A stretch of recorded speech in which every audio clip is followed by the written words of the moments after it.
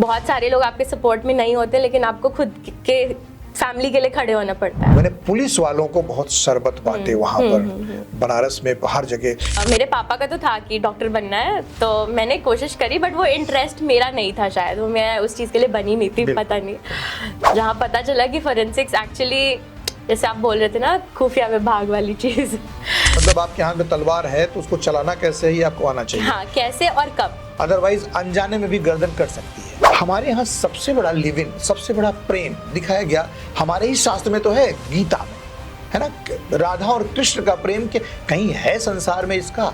मैं जो साक्षात्कार कर रहा हूँ, हो सकता है कि कुछ लोग हमें ट्रोल करें। तो एक बहुत बड़ा भी इस आपने जो जिस केस की बात करी है, उसमें एक मेंटल हेल्थ बहुत बड़ा रीजन है कि ये एक चीज़ हुई है। बट बहुत बार ऐसी चीज़ होती है जो हम अपने पेरेंट्स से नहीं शेयर कर सकते। अफेयर्स जो होते हैं, एंजॉयमेंट आजकल, मतलब शादी किसी और से कर लिया, अफेयर किसी और से, बाद में उसको लेके तनाव हुआ और एक चला गया। बहुत बार ऐसा होता है कि हम सुन रहे एक्स्ट्रा मैरिटल अफेयर्स में ऑलरेडी मतलब उनके बच्चे भी होते हैं, वो भी सफर कर रहे होते हैं, वरना वो आपकी उस कमजोरी का नाजायज फायदा उठाते हैं। बहुत चाहे जेंट्स हो चाहे लेडीज हो। गर्व से बोल सकती हूँ कि मैं हिंदू और मैं सनातन धर्म की बेटी हूँ, ठीक है। तो मैं चाहती हूँ कि ये चीज़ बाकी सब में भी होना चाहिए। नमस्कार, कैसे हैं आप लोग?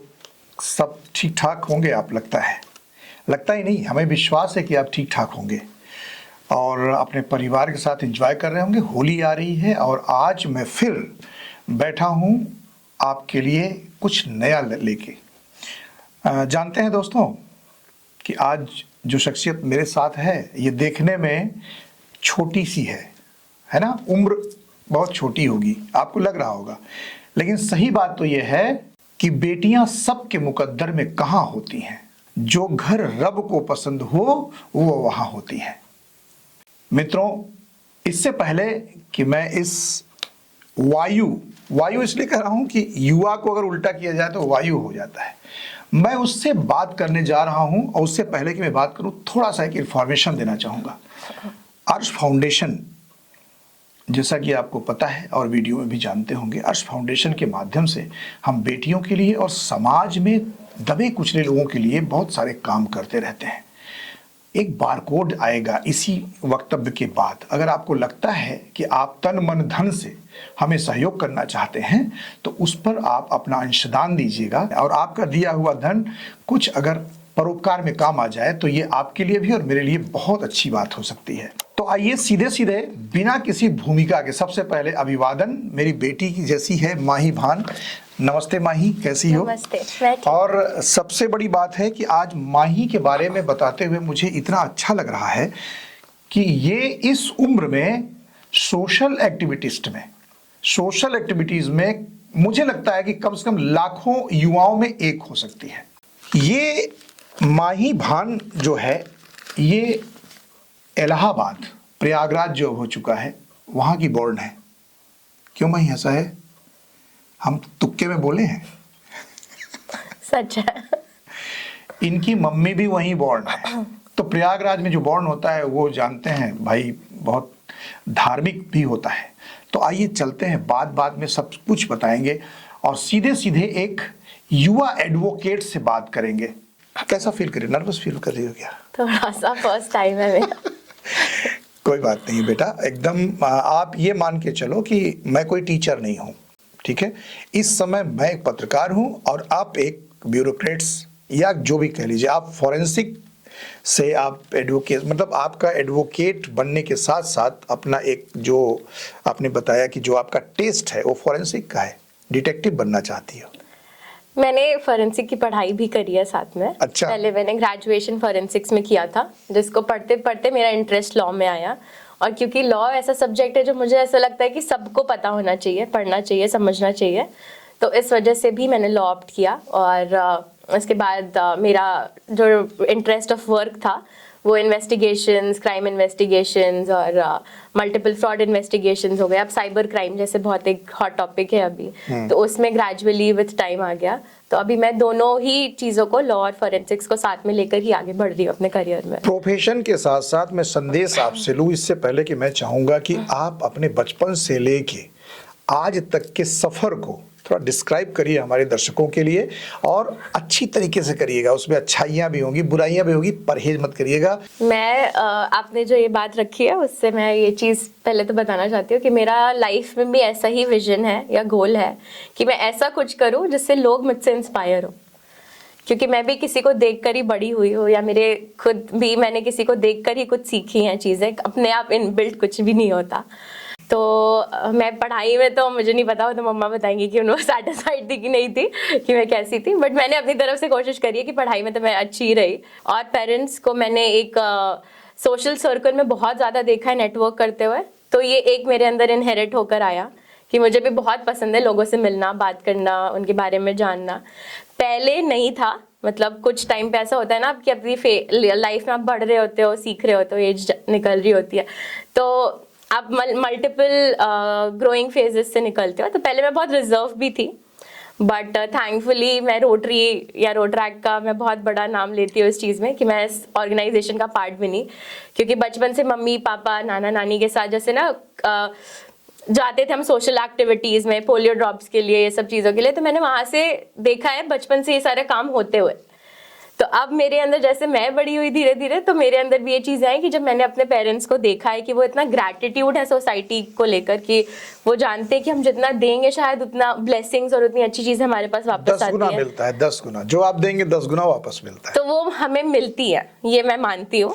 मैं बताता चलूँ दोस्तों माही भान के बारे में कि आप माही जो है वो रोटेरियन भारती गुप्ता लखनऊ से एक सामाजिक कार्यकर्ता हैं, उनकी बेटी है। तो उससे पहले मैं थोड़ा सा बैकग्राउंड स्टोरी एक और बताना Sure. चाहती हूँ कि 2018 में मेरे पापा की डेथ हो गई थी, जिसकी वजह ये रही कि उनके हेल्थ इश्यूज थोड़े ज़्यादा थे, डायबिटीज़ थे और उनका इनहेरिटेड कुछ डिजीज़ेस, ये सब चीज़ें दिक्कतें थी।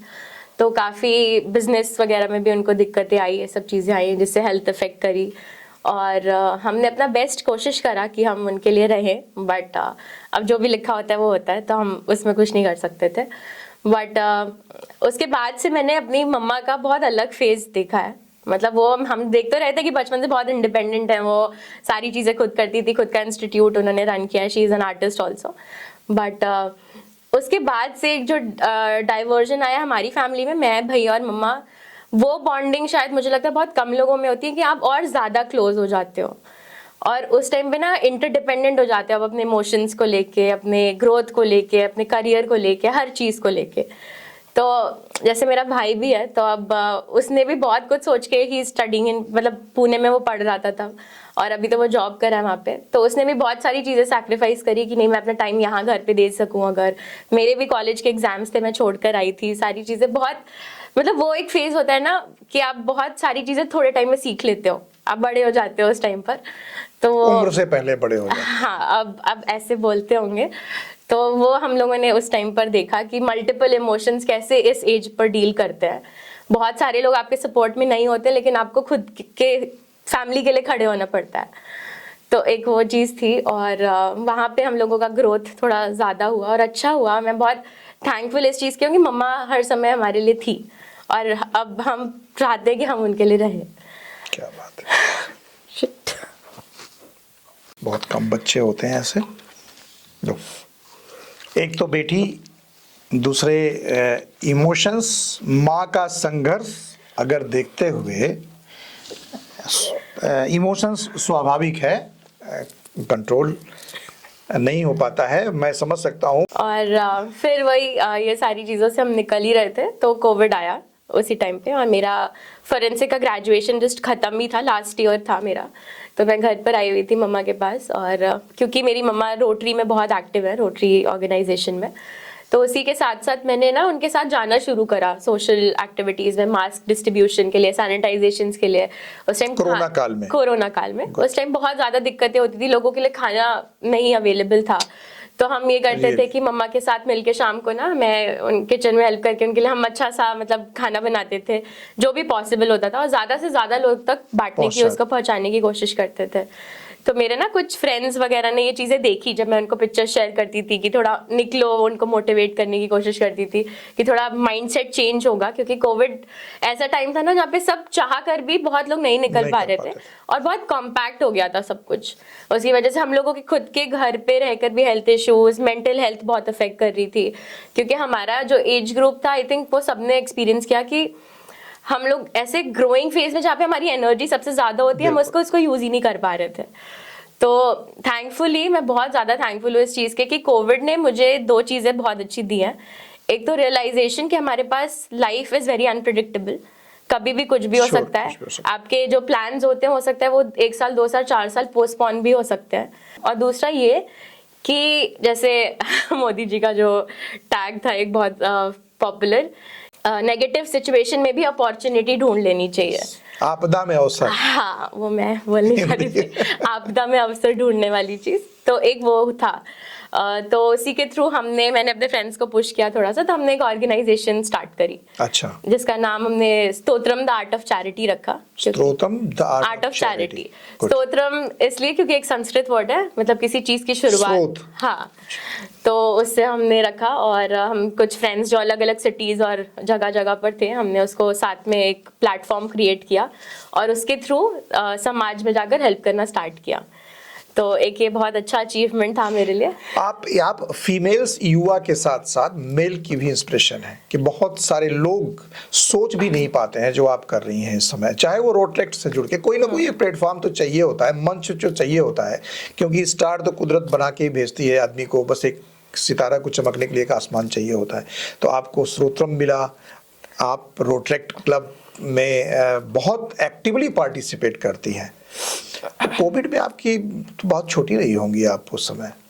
अब हाँ, मतलब मेरा ग्रेजुएशन कंप्लीट ही हुआ था, मतलब 15 साल 16 साल। नहीं, मेरा ग्रेजुएशन कॉलेज का ग्रेजुएशन कंप्लीट, तो आई वाज 21 22 ऐसे। हाँ, उस समय भी ये फीलिंग, मैंने भी कुछ, हमको भी रोटरी क्लब का मैं भी मेंबर रहा हूँ वहाँ पे, तो उस समय मुझे कुछ क्लब की तरफ से भी और पर्सनली भी मुझे भी अच्छा लगता है ये सब जैसा तुम करती हो।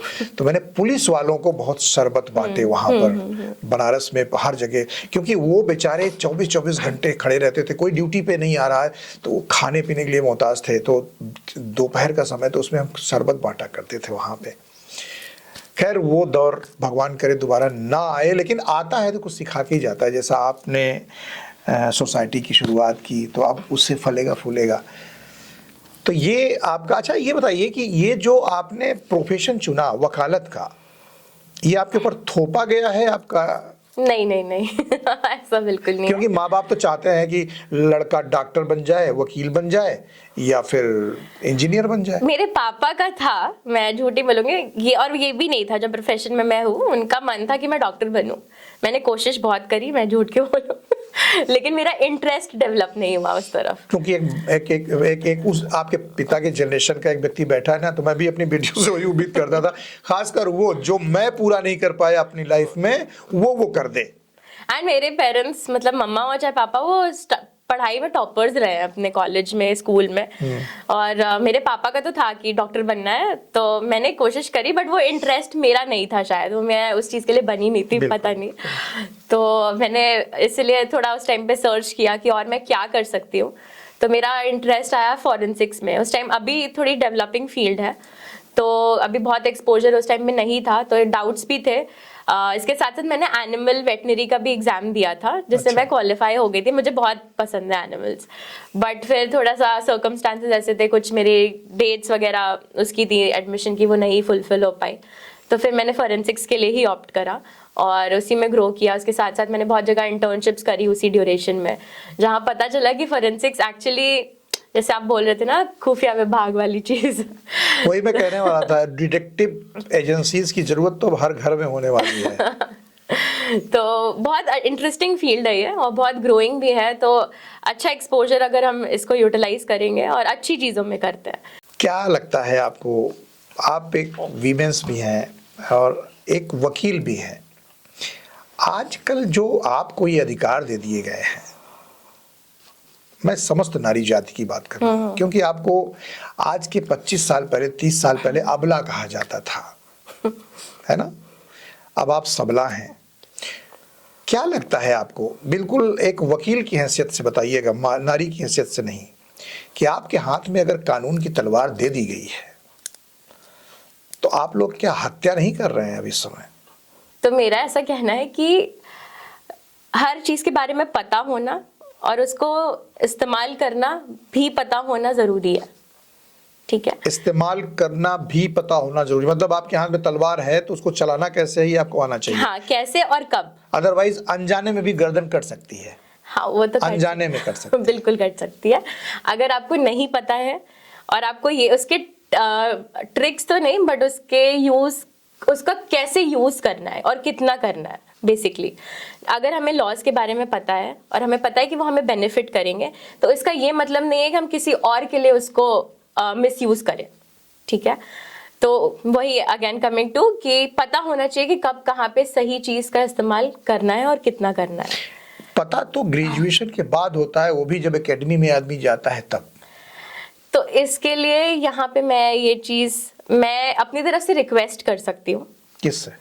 जनरल पब्लिक से, हमारे एज के लोगों से, यूथ से, कि जैसे हमने स्टार्ट किया है, जैसे मेरे फ्रेंड्स जो लॉ से रिलेटेड है, तो हमने बीच में जब मैं नोएडा में पढ़ाई कर रही थी, तो हमने वहाँ पे ना स्लम के बच्चे थे, गर्ल्स थी, फीमेल फैमिलीज थी, तो उनको हमने थोड़ा बीच बीच में ना जब भी समय मिलता था हम उनकी काउंसलिंग्स करने जाते थे या हम उन्हें सिखाने जाते थे कि अभी जैसे गवर्नमेंट की ये स्कीम्स आए हैं, आप उसको यूटिलाइज कर सकते हो, ये लॉज हैं, अगर उनको डोमेस्टिक वायलेंस, अगर आप लोग को मालूम है कि अंडर प्रिविलेज्ड सेक्शन में बहुत डोमेस्टिक वायलेंस का केसेस आते हैं हमारे पास, बट उन्हें उनके राइट्स का पता नहीं है, तो वो उसको बता नहीं पाते या वो कंप्लेन नहीं कर पाते उस चीज़ के लिए, क्योंकि एक तो ये माइंडसेट, मैं इंडिया से बहुत प्यार करती हूँ, बट मैं कुछ चीज़ों के अगेंस्ट नहीं, बट मैं चाहती हूँ कि यहाँ पे थोड़ा सुधार होना चाहिए। एकदम फ्री बोलो, कोई सेंसर नहीं है, क्योंकि यही एक इंडस्ट्री, सोशल मीडिया की इंडस्ट्री ऐसी बची है जहाँ पे अभी जुबान को कतरा नहीं जा रहा है।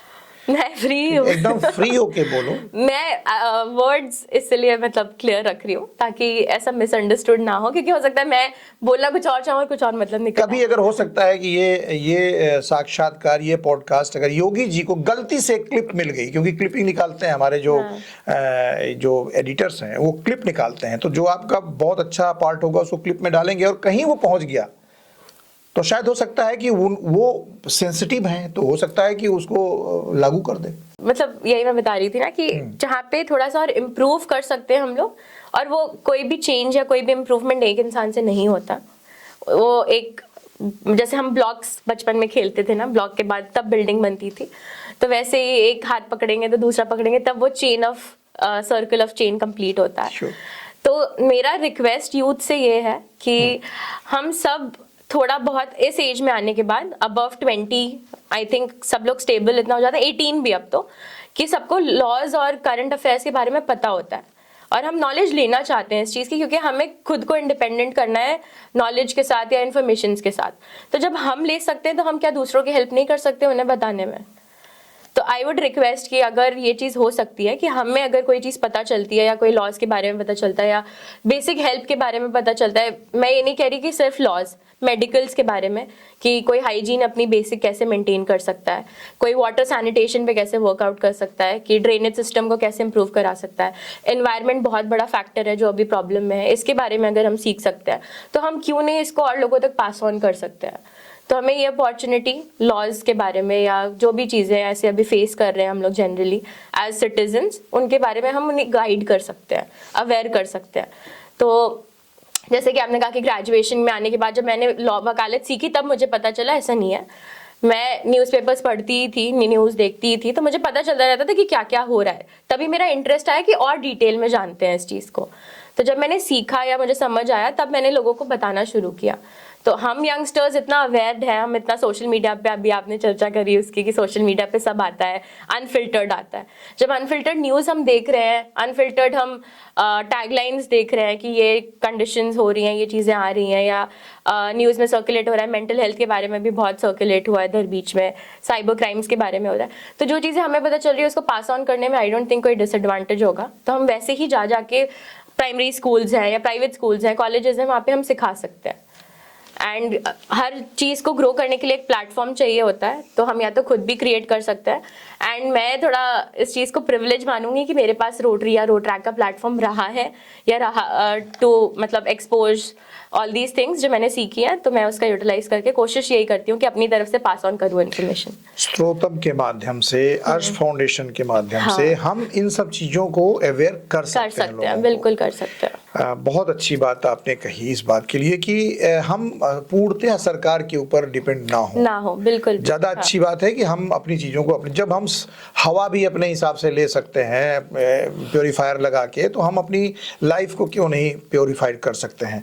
बिल्कुल सही चीज़ है। अच्छा, ये जब रोट्रैक्ट में आपने रोटरी को देख देख के ही रोट्रैक्ट में आ गई, आज मतलब सब सर्वोच्च पोस्ट जो DRR होती है वो आप कैसा फील कर रही हैं इस समय?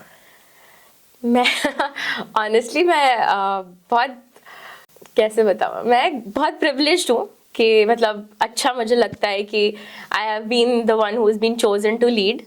मतलब मुझे सेलेक्ट करा गया कि हाँ आप डिजर्व करते हो टू लीड, आपके थॉट्स अच्छे हैं, आपके पोटेंशियल है आपके अंदर, और अगर पोटेंशियल को ऐसे अप्रिशिएट किया जाए कि मेरे थॉट बाकी लोगों तक पहुंचाना चाहते हैं और लोग, तो मैं तो खुश हूँ इस चीज़ से। वेलकम करेंगे आप लोगों का। हाँ हाँ बिल्कुल। युवा वकील साहिबा से मैं ये जानना चाहूँगा कि आज महिला और पुरुष में किसका पलड़ा भारी लग रहा है? आपको लग रहा है कि किसी का भारी है? इधर पिछले करीब साल भर से मुझे लग रहा है कि जो आपको अस्त्र दिए गए ना, महिला सुरक्षा अधिकार का, स्वावलंबन का, है ना, अभिव्यक्ति का, या ये कह सकते हैं कि आत्मनिर्भरता का, पिछले 10 सालों से रोमियो स्क्वाड बना दिया। किसके लिए बनाया था? योगी जी ने, आप ही के लिए तो बनाया था ना। लेकिन उसका क्या मतलब है इन सब चीजों का, जब हम आपके प्रताड़ना से फांसी पे चढ़ जाए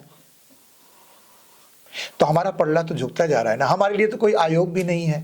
आप वकील हैं इसलिए मैं कह पा रहा हूं। मैं किससे कहने जाऊं, किस दरवाजे पे जाके दस्तक दूं कि मुझ जैसे निरीह प्राणी का समाज में अब क्या होने वाला है, जब आपके हाथ में जो अस्त्र दिया गया कि इससे आप अपनी सुरक्षा करिए।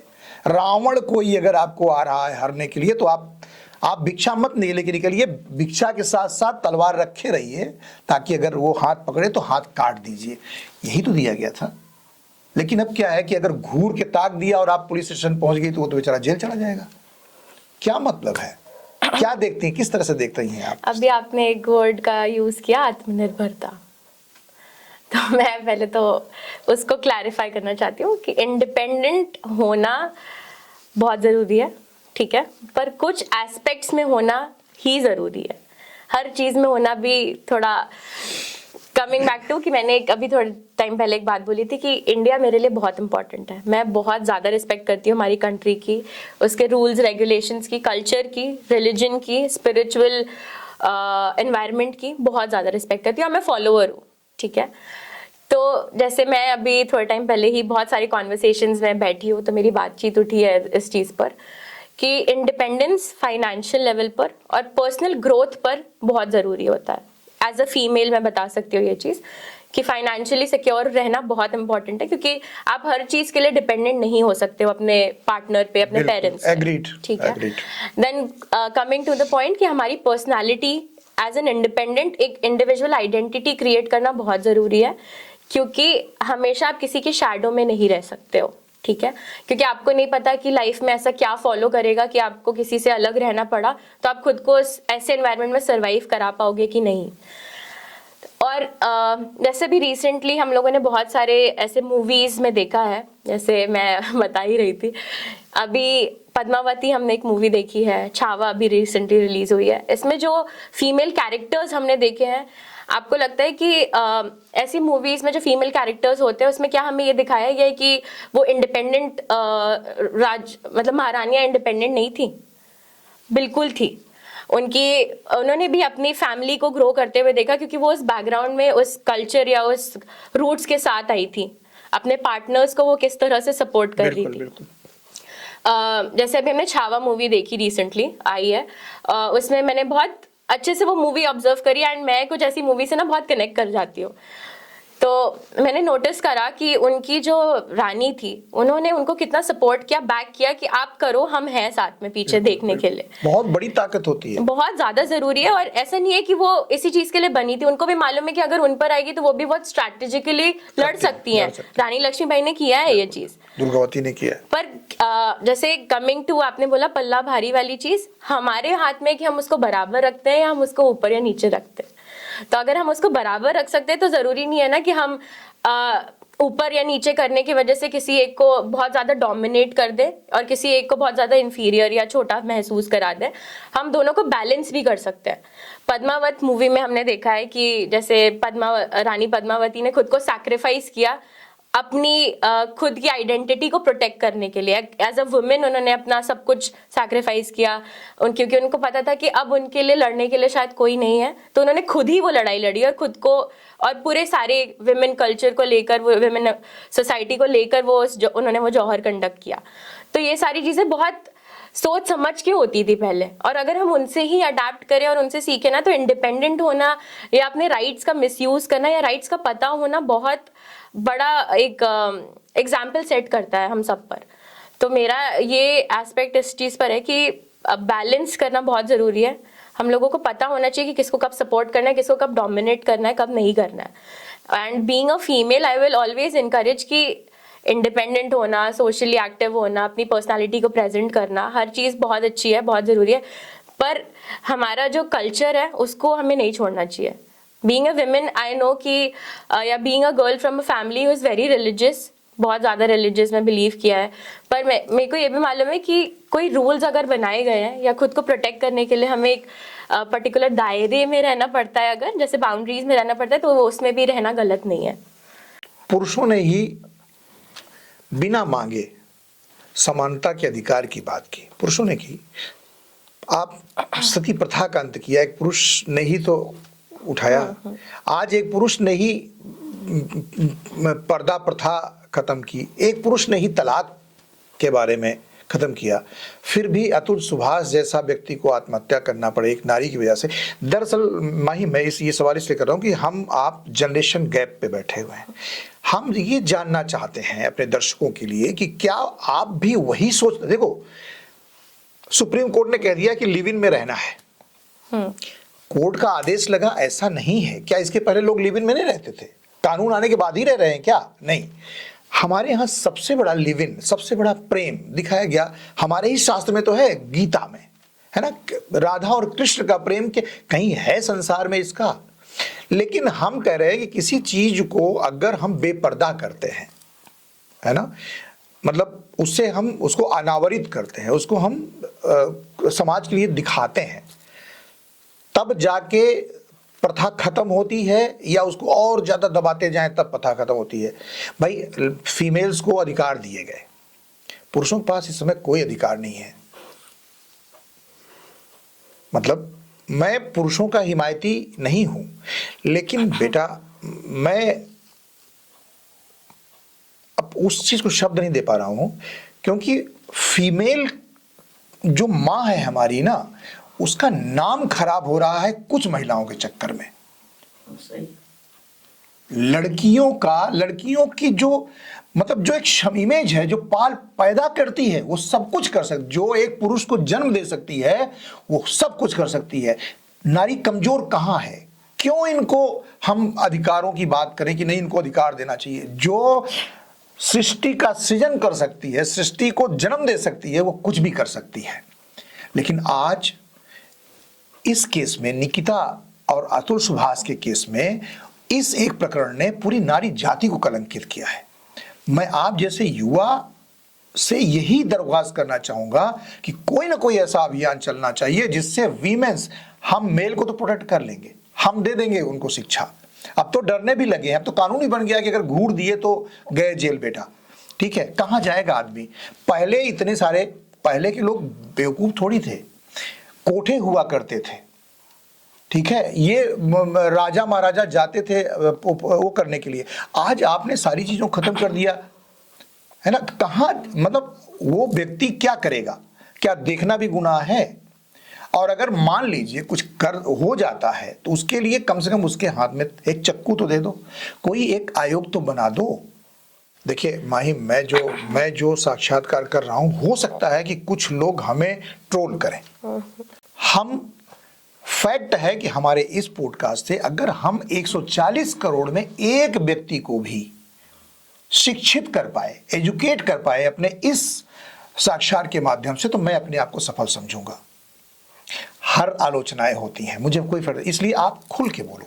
हम जो पूछ रहे हैं, मैं एक नुमाइंदा हूं पुरुष समाज का, और नुमाइंदा नारी का ज्यादा हूं, क्योंकि मेरी कलम ऐसे नहीं चलती है। हर व्यक्ति राइटर हो सकता है, सब कुछ हो सकता है, लेकिन मैं अपने को सौभाग्यशाली समझता हूं कि मेरी कलम चलती है तो बेटियों के लिए ही चलती है। ठीक है, तो मेरे भावनाएं अलग हैं। मैं सिर्फ नारी जाति को पुरुष की निगाहों में इतना गंदा न कर दिया जाए नारियों के द्वारा, क्योंकि हर युग में सुरसा ताड़का रही हैं। ठीक है, वध करने के लिए हनुमान जी आए हैं, लेकिन हनुमान जी के पास जामवंत थे। आजकल के जामवंत अगर हनुमान जी को सिखा दें कि ऐसे कर लो तो उसको भी जेल हो जाएगी, जामवंत को भी। इसलिए मैं अधिकार चाहता हूं कि हमारी नारी जाति की अस्मिता बनी रहे। आप खुल के बात कर सकते हो मुझसे इस पे। आपने जिस केस के बारे में मेंशन किया, जैसे हम बात ही कर रहे थे कि कुछ लोगों की वजह से, तो मैं सबको क्वेश्चन नहीं कर सकती, क्योंकि नहीं सब करने सब नहीं उस तरह होते हैं, नहीं होते हैं। और बहुत सारी चीजें डिपेंड करती है कि आपकी अपब्रिंगिंग कैसे है। ठीक है, मैं उनके पेरेंट्स को भी क्वेश्चन नहीं करूंगी। हो सकता है कि उन्होंने अपना कुछ सफर किया हो, या ऐसा कुछ उनके आइडियोलॉजीज में ऐसा कुछ हो कि ये होना चाहिए, या इतना इन्वॉल्वमेंट होना चाहिए एक अपनी बेटी की फैमिली में, फॉर एग्जाम्पल, कि वो चीज आगे आने वाली फैमिली को अफेक्ट कर सके, मतलब उनके पार्टनर की फैमिली को अफेक्ट कर सके। कमिंग टू बहुत क्लैरिटी अगर देते हैं इस चीज को, तो ये कि ऐसा कल्चर रहा है बहुत जगह पर कि जहाँ पे मैरिज के बाद मेल फैमिलीज बहुत डोमिनेट करती हैं। ठीक है, जहाँ पे हमने डोमेस्टिक वायलेंस के अनलिमिटेड केसेस पास्ट ईयर्स में देखे हैं। बट अब अगर हम फीमेल पर्सपेक्टिव से देखें तो ऐसा नहीं है कि ऑल फैमिलीज सफर डोमेस्टिक वायलेंस, या हैप्पी फैमिली हर फैमिली भी नहीं होती। लेकिन अगर हम मेल एस्पेक्ट देख रहे हैं तो फीमेल एस्पेक्ट में भी हम ये देख सकते हैं कि हम अपनी डॉटर्स को भेजते हैं कहीं पर, मतलब शी गेट्स मैरिड और वो कहीं जाके रह रही है। उसके बाद अगर आप बोलते हो हमेशा से कि बेटी पराया धन है, कहा जाता है, मानते नहीं है हम, और अब तो बिल्कुल ही नहीं मानते। आप मानो मत, लेकिन कम से कम ऐसा ज्यादा खुद को इंडल्ज या इतना ज्यादा पेरेंट्स को बेचारापन ना आ जाए। हाँ, कि हम लड़की वाले हैं। हाँ, ये ना आ जाए, तो उस चीज को कवर अप, जो आपने बोला ना बेचारापन ना आए, उसको कवर अप करने के लिए हम डोमिनेट करना स्टार्ट कर देते हैं। कहीं ना कहीं मैंने अभी बात करी थी कि बैलेंस होना चाहिए एक मेल एक फीमेल में, और पार्टनर्स में स्पेशली। तो वो बैलेंस जो होता है ना, वो डिस्टर्ब होता है जब और लोग आने लगते हैं बीच में। वो कुछ बहुत सारे, अब मैं बात करूंगी तो एक्स्ट्रा मैरिटल अफेयर्स हो गए, फिर उसके बाद अडल्ट्री अब तो लीगल हो रही है, तो ये सारी चीजें आ रही हैं। बट फैमिलीज भी इन्वॉल्व होती हैं, एज अ थर्ड पार्टी होती हैं, क्योंकि जब two people get married it's between both of them, वो उन दोनों के बीच की चीजें होती हैं। बट जब हम तीसरे लोगों को इन्वॉल्व कर रहे हैं, उनका डोमिनेंस आ रहा है, उनके ओपिनियंस आ रहे हैं, और हम हमारा एक जो कॉन्सेप्ट है इंडियन कल्चर का नहीं, ये जनरल है कि बच्चे अपने पेरेंट्स की सुनते हैं। सही हो गलत हो हमें पता है कि वो बोल रहे हैं तो हमें करना है। अब वो अलग बात है कि हम बहुत रेबेलियस हैं या हमें कुछ चीज़ों पे नहीं मानना होता है, पर हम वो बातें नहीं मानेंगे जो हमें नहीं माननी है, अगर हम इधर से क्लैरिटी रखते हैं अपने पार्टनर्स के साथ या एजुकेशन के साथ, प्रोफेशन के साथ। बट अगर हमें लग रहा है कि छोटी सी भी लड़ाई हो गई और मैंने ये चीज़ शेयर करी है अपने घर पे, और यहाँ से जो मुझे इन्फॉर्मेशन मिल रही है वो ही चीज़ मैं उधर रिएक्ट करूंगी, तो मेरी ये चीज़ खराब हो रही है, मतलब मेरा और मेरे पार्टनर का रिलेशन या जो भी चीज़ है। तो आई थिंक वहाँ पर एक थोड़ा सा सेल्फ डेवलपमेंट पे फोकस करना चाहिए लोगों को, कि हमें कितनी बात किधर लेकर जानी है और कितनी बात पे कैसे रिएक्ट करना है, और खुद के थॉट से रिएक्ट करना है, वो ज्यादा भी बैलेंसिंग की जरूरत होगी। क्योंकि पिता जो है अपनी बेटी को अगर ये कहेगा कि अगर वो तुमको कुछ डांट रहा है तो तुम ऐसे कर लो, है ना, तुम मेरे पास चली आओ, हाँ। यही ना, तो उस बच्ची को भी ये समझना चाहिए कि पिता तो कहेगा ही, लेकिन हमें पहले ये करना चाहिए। हाँ, क्योंकि अब आप किसी से शादी कर रहे हो या आप किसी के साथ मतलब एक रिलेशन में आए हो जहाँ पे आपको पता है कि ये फ्यूचर होल्ड कर सकता है, आपके पेरेंट्स तो आपका बैक हमेशा लेंगे, वो उनकी ड्यूटी है, उनकी रिस्पॉन्सिबिलिटी है। बट अगर हमें इंडिविजुअलिटी खुद भी प्रेजेंट करनी है और वो हम किसी के साथ आगे बढ़ रहे हैं, तो आई थिंक वहाँ पे थोड़ा सा बैलेंसिंग या खुद को एक न्यूट्रल लेवल पे लाके भी चीज़ें मैनेज करनी चाहिए, अदर दैन किसी को भी इतना ज़्यादा हार्म करना मेंटली। इस एस्पेक्ट से मेरा एक बहुत मेजर मोटिव है, अभी कुछ टाइम से मैं ऐसे वर्क भी कर रही हूँ। मेंटल हेल्थ को बहुत ज़्यादा ना दरकिनार, सही वर्ड है ना, कर दिया गया है। तो वो एक बहुत बड़ा भी, इस आपने जो जिस केस की बात करी है उसमें एक मेंटल हेल्थ बहुत बड़ा रीजन है कि ये एक चीज़ हुई है। क्योंकि जब हम, it's not just about male female, हम जेंडर इक्वालिटी पे बात नहीं कर रहे हैं यहाँ पे, हम मेंटल हेल्थ की बात करेंगे। मेंटल हेल्थ सबके लिए ज़रूरी है। अभी बात किया पोस्ट मैरिटल अफेयर्स के, है ना, या पास्ट के जो भी है, तो इसमें किसकी गलती मानती हो? इसमें कौन ज्यादा वो होता है, मतलब माँ बाप या वो बच्चा जो अपनी बातों को कह नहीं पाया माँ बाप से? तुम्हें लगता है कि माँ बाप चाहेंगे कि हमारे बच्चे अगर हमें बताएं तो मैं उसको विवाह नहीं करूंगा, या वो इंजॉयमेंट होता है, खाली अफेयर्स जो होते हैं इंजॉयमेंट आजकल, मतलब शादी किसी और से कर लिया, अफेयर किसी और से, बाद में उसको लेके तनाव हुआ और एक चला गया? इसमें मेरा बहुत अलग कॉन्सेप्ट है मतलब मुझे जो लगता है when it comes about love या ऐसे किसी के रिलेशंस पे या फ्रेंडशिप्स पे, मेरा ऐसा मानना है कि आपको पहले इस हर चीज़ में ना खुद को प्रायोरिटाइज करना चाहिए। अगर आपकी खुशी है कि आप करंट पार्टनर के साथ खुश हो और आप उनके साथ हैप्पी हो, तो आप उनको भी खुश रख पा रहे हो अपने साथ साथ, तो बहुत अच्छी बात है। अगर आपको लग रहा है कि आपका इंटरेस्ट कहीं और है या आप कहीं और इन्वॉल्व हो रहे हो, तो आप अपने पार्टनर्स को ये चीज़ क्लियर करके उनसे अलग हो। और अगर आप रिलेशंस में हो जहाँ पे यू आर मैरिड और then you are getting into an affair, तो आई थिंक आप क्लैरिटी ले आओ उस रिलेशन में जिसमें आप हो। बहुत बार ऐसा होता है कि हम सुन रहे एक्स्ट्रा मैरिटल अफेयर्स में ऑलरेडी मतलब उनके बच्चे भी होते हैं, वो भी सफ़र कर रहे होते हैं, and it's not good to have a separate family, मतलब ब्रोकन फैमिली जैसे हमारे टर्म्स में बोलते हैं कि आपकी फैमिली टूट जाती है इन सारी चीज़ों से। और अभी की जो जनरेशन है, मेरा अभी की क्या मतलब, पिछले इफ मैं बात करूँ कि हम मुझसे एज ग्रुप ऑफ 20 to 35-40, ये वाला जो एज ग्रुप होता है इसमें हम बहुत सारी चीज़ों से डील कर रहे होते हैं, और मेंटली ग्रो करना बहुत ज़रूरी है, मेंटली स्टेबल रखना खुद को बहुत ज़रूरी है। जहाँ पे मेंटल इम्बैलेंस हमारा होता है ना, हम बहुत सारी चीज़ों से प्रेशराइज होते हैं या फिर हम बहुत सारी चीज़ों से दब जाते हैं या फिर उसको बहुत अच्छे से एक्सप्रेस नहीं कर पाते, तो वहाँ पे ये सारी दिक्कतें ज़्यादा आती है। अपना ही करता है आदमी, हाँ। सामने वाले का कम होता है, अपना नुकसान ज़्यादा होता है। बिल्कुल। तो वही है, जब हम ज़्यादा एक्सप्रेस नहीं करेंगे, हम ज़्यादा खुल के बातें नहीं रखेंगे, और ओपन कम्युनिकेशंस होना, नो मैटर हमारी फैमिलीज हो, फ्रेंड्स हो, प्रोफेशनल वर्ल्ड हो, बहुत ज़रूरी है।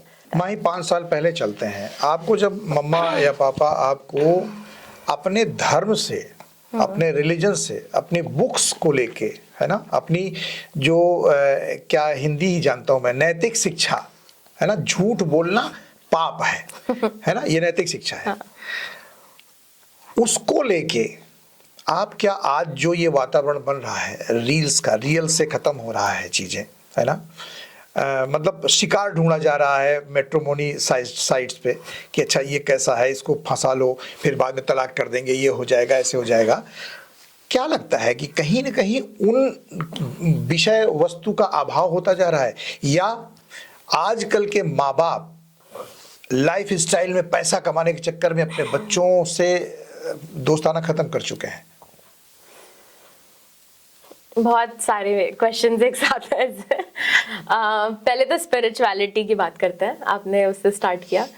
जैसे आपके भी मैंने बहुत सारे रुद्राक्ष यहाँ पे देखे आए, तो एक डिवाइन एनर्जी आप फील कर सकते हो, ठीक है। मैं बहुत ज़्यादा आधार है माही, मैं अगर आपने रुद्राक्ष की बात की तो हाँ। कहा जाता है कि रुद्राक्ष अपने से खरीद के धारण नहीं करना चाहिए, कोई किसी को दे तो उसको करना चाहिए। ये आधार है, ये बेस है। जब हम आज की दुनिया में, आज हम जब अकेले महसूस करते हैं तो बच्चे अपना दोस्त बना लेते हैं मोबाइल्स को, है ना, मोबाइल पे बैठ के एकाकी हो जाते हैं अकेलेपन में। लेकिन मैं उसको सिरे से खारिज करता हूँ। अगर आप एलोनलेस चाहते भी हो ना तो ध्यान में जाओ, है ना। आंख बंद करके ना माँ बाप, अगर माँ बाप की जगह मोबाइल ने ले ली, टीचर्स की जगह मोबाइल ने ले ली, तो सत्यानाश, आने वाली पीढ़ियों का भी सत्यानाश होना है। तो ये जो रुद्राक्ष आप देख रहे हो, ये मुझे किसी ने गिफ्ट किया है। अब जब गिफ्ट करता है तो इसको मैं शिव जी का प्रसाद मान के इसको आधार बनाता हूँ। हमारा यही है मोबाइल। अभी मैं आपको एक चीज शेयर करना चाहती हूँ कि हमने एक बहुत बड़ा इवेंट किया था काशी में। हमने रोटरैक्ट के प्लेटफॉर्म से हम मल्टीपल इवेंट्स कराते रहते हैं, तो जिसमें हम अलग अलग कंट्रीज के, अलग अलग स्टेट्स के यंगस्टर्स को इनवाइट करते हैं हमारा अपना कल्चर एग्जिबिट करने के लिए। तो हमने वाराणसी में एक समिट रखा था जिसमें हमारे around 600-650 youngsters all over country से, और साउथ एशियन कंट्रीज में नेपाल और श्रीलंका से उन्होंने पार्टिसिपेट करा और आए। वो उन्होंने यहाँ बनारस का, हमारे यूपी टूरिज्म का कल्चर देखा, हमारे हेरिटेज को हमने बहुत अच्छे से प्रमोट करा था। तो आए, हमने यहाँ की डेलिकेसीज, उन्हें खाना पीना खिलाया, जो हमारे यहाँ नॉर्थ इंडियन फ्लेवर्स होते हैं वो टेस्ट कराया। हमारे यहाँ गंगा आरती हमने उनको दिखाई, काशी विश्वनाथ दर्शन कराया। और मैं बहुत प्राउड हूँ इस चीज़ को लेके कि हमने ये इवेंट करा और हमने भी एक कहीं ना कहीं, जैसे मैंने स्टार्टिंग में बोला था कि चेंज लाने के लिए सबको एक कदम उठाना पड़ता है। तो हमने हमारी टीम की तरफ से ये स्टेप लिया था कि हम चाहते हैं कि हमारा कल्चर प्रमोट हो, हमारे यहाँ लोग आए, उस चीज़ को एक्सपीरियंस करें। तो वो सब यूथ यंगस्टर्स आए और उन्होंने अपना यहाँ पर दिया, अपना बेस्ट टाइम दिया और यहाँ से बहुत कुछ लेकर गए। अभी तक, मतलब ये इवेंट सितंबर में हुआ था, अभी हम मार्च में हैं, अभी तक मुझे कॉल्स आते हैं और लोग इतना थैंकफुल है कि उनकी वो स्पिरिचुअल जर्नी शायद अब स्टार्ट हो गई है बनारस आने के बाद, काशी में आने के बाद। बहुत बड़ी बात है ये, बहुत बढ़िया चीज़ है, क्योंकि हिंदू जो है वो दुनिया के हर कोने में है और सनातन तो पवित्र है ही है। मैं बायस्ड नहीं हूँ सनातन को लेके, क्योंकि सनातन संस्कृति है और संस्कृति भारतवर्ष की अभिलक्षण है, मतलब इसका कोई आइडेंटिटी है हमारी। तो उसको लेके आज जो आपसे हमारी वार्ता हुई वो रिमार्केबल, और मैं दर्शकों से भी क्षमा चाहूँगा कि अगर हमारी माही की बात में हमारे एक ये जनरेशन गैप है, हो सकता है कि इसकी उम्र के लोग जब इस साक्षात्कार को देखें तो मेरी बातों से थोड़ा आहत हों, या मेरी उम्र के लोग अगर ऐसे बच्चों के साक्षात्कार को देखें तो वो भी लगे कि ये कैसी बात कर रही है। मेरा उद्देश्य बिल्कुल नहीं है, मैं उसे क्षमा मांगता हूँ कि अगर कोई बात आपको आहत कर रही हो, लेकिन इतना कहूँगा कि इस साक्षात्कार को देखने के बाद, जैसा मैंने पहले भी कहा था, अगर एक भी युवा, एक भी युवती आत्महत्या से या अपनी लाइफ स्टाइल से या अपनी आने वाली जनरेशन, कल की माही भी माँ बाप बनेगी, मुझे लगता है कि जो इनकी माँ का कल्चर था, भारती भाभी का कल्चर था, वो उनके पिता से आया होगा और उन्होंने इसको दिया। अब जब इसकी संतति आएगी तो मुझे लगता है कि इससे अच्छा दे पाएगी। तो ऐसी संस्कृति के लिए भी ऐसे साक्षात्कार जरूरी हैं। अगर मैं युवाओं को आमंत्रित करूंगा माही आपके माध्यम से कि अगर कोई बात, बहुत साहसी नहीं होते हैं लोग, कह नहीं पाते चीज़ों को, लेकिन फिर भी अगर किसी के अंदर साहस है तो मैं एज ए संजीव श्रीवास्तव बेटियों का हिमायती गीतकार होने के नाते मैं उनको आमंत्रित करता हूँ कि वो आएँ और हमारे साथ अपनी बातों को समाज तक पहुंचाएं। उनकी गलतियों से भी समाज सीख सकता है। अगर लिव इन सुप्रीम कोर्ट ने आदेश दिया है तो कुछ ना कुछ तो होगा, क्योंकि वहां इंटेलेक्चुअल जो ब्रेन है वो बैठा होता है, तो कुछ ना कुछ तो होगा। हो सकता है उन्होंने श्री कृष्ण और राधा से कुछ प्रेरणा मिली हो, लेकिन युवाओं के हिसाब से माता पिता के आधार और अधिकार को ध्यान में रख के ये काम करना चाहिए। हम हर युवा से ये निवेदन करेंगे, एक अधिकार माँ बाप का होता है, विवाह आपके ही माध्यम से होगा, लेकिन करिए उनके मन से, ताकि ये सब जो विसंगतियां हैं, जो भ्रांतियां हैं, उस पर विराम लग सके। आज पॉडकास्ट लंबा हो गया, मुझे लगता है कि अब तक के पॉडकास्ट का सबसे ज्वलंत और लंबा पॉडकास्ट यही हुआ होगा। माही, बहुत अच्छा लगा। एज ए एडवोकेट आपने यहाँ पर प्रतिनिधित्व किया युवाओं का, तो बातचीत आपने सुनी, आपको कैसा लगा कमेंट करिएगा, अपनी भावनाओं को भी आप प्रदर्शित करिएगा कमेंट के माध्यम से। और एक बात और कहेंगे कि आप अपना ख्याल रखिएगा, आप अपनी फैमिली का ख्याल रखिएगा, क्योंकि आपकी फैमिली और आपसे ज़्यादा आपकी ज़रूरत मुझे है। समाज बदलने में आपको मेरा साथ दे रहा है दोस्तों। बहुत बहुत शुभकामनाएं। माही, बहुत बहुत धन्यवाद आपको कि आपने अपना अमूल्य समय दिया।